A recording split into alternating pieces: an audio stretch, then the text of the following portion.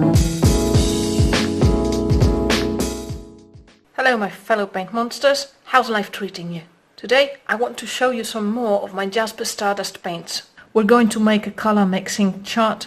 I'm going to show you some combinations of colors. I want to show you how these paints work with glazing and inking, and I'm going to paint a little demonstration picture for you so you can see how these work in real life, so to speak. I'm only going to show you a limited selection of the colors I own, so if you want to see some more, make sure to check my review video from last week. There you can see my whole collection of 20 colors. Jazper Stardust makes a lot of special mineral, earthy, toned down colors. He does make some lake paints as well, which basically means that they consist of not only pigment and binder, but rather a dye substance, which is the color basically, and some vehicle particles that this dye attaches itself to. And here you're going to see two lake paints. One is Pink Lake Gold Dark and the other one is Madder Lake Red Dark. I wanted to show you how the colors that I've got that are closest to primaries mixed together. They're too warm, too earthy, and too dulled down to actually be close to the, so to speak, perfect primaries. Cyan, magenta and yellow, but you're going to get an idea of how these paints work together, what kind of colors they create.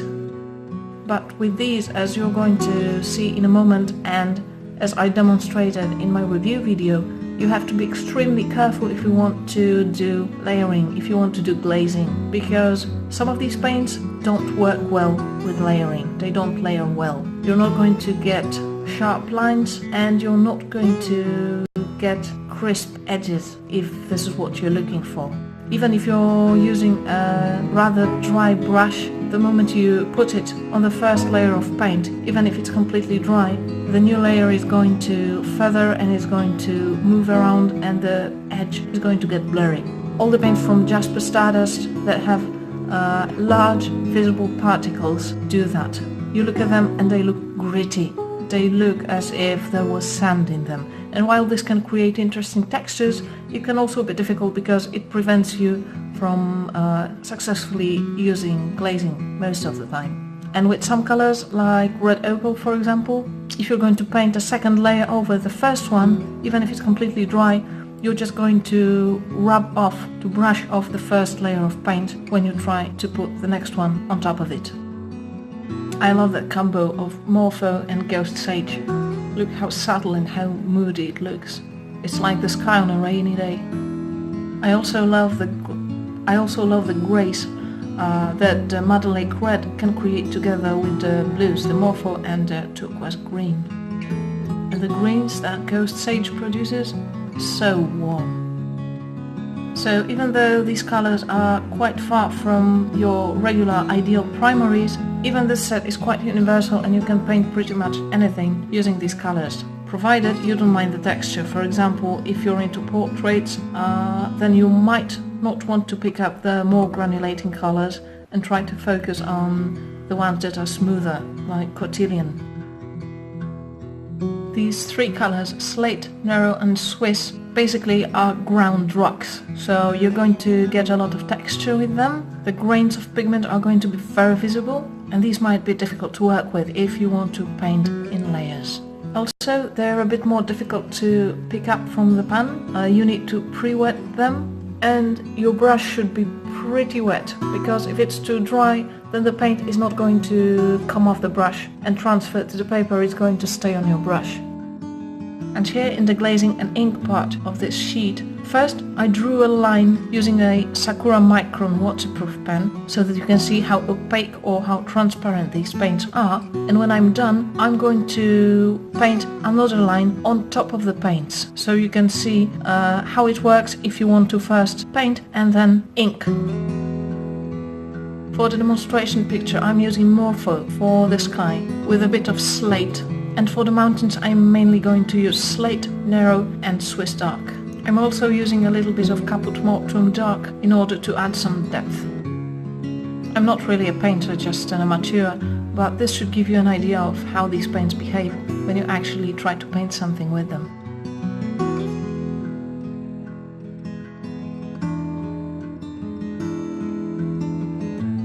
You're going to have to move the paint around more than normally with most ordinary watercolors, as these paints have such heavy particles that you actually have to move them around physically with your paintbrush.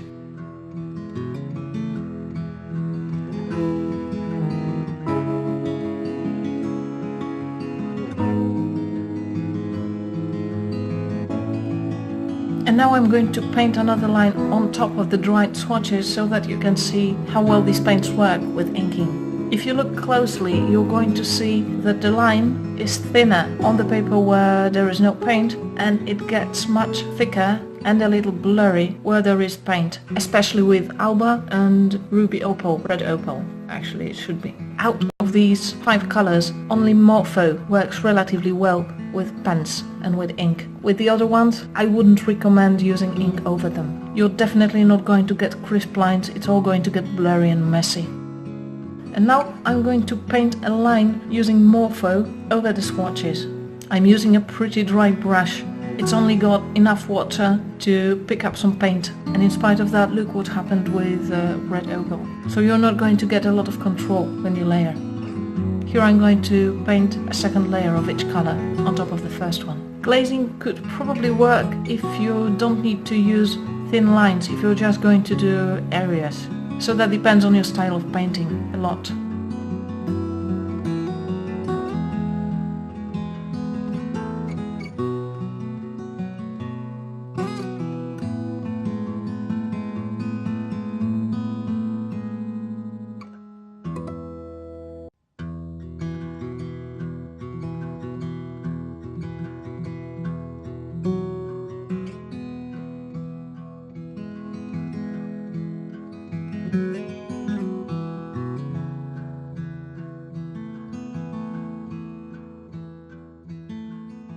One more thing I would like to show you in regard to these paints is their grittiness and sun-like quality.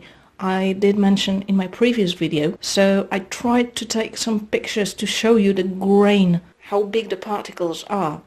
And also I got a question about fixative, about using fixative with these paints, whether they work well with it or not. The answer is, I'm not really experienced with using fixative. I don't like it and I try to avoid it as much as possible. So if you're experienced with it, if you can use it well, you will probably get better results than I managed to. But when I used fixative on a small painting of a cactus I did, the paint did reactivate and smeared. It got blurry. So if you're able to be more subtle than I was and not to get the page too wet with the fixative, it might work well. I probably used too thick a layer of my fixative. The picture got a bit wet and the paint reactivated.